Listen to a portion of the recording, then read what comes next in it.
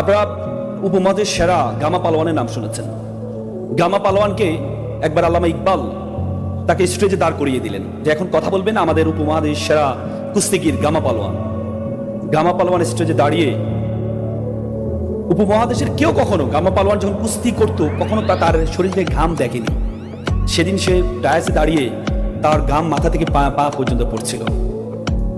তিনি 3 মিনিট দাঁড়িয়েছিলেন স্টেজে, শুধু 3টি কথা বলেছেন।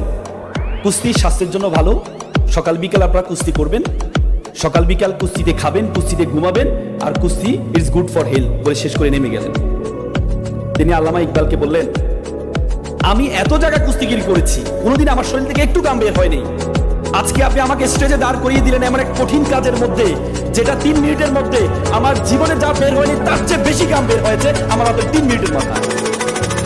তার মানে পৃথিবীর সবচেয়ে কঠিন কাজ, পৃথিবীর সবচেয়ে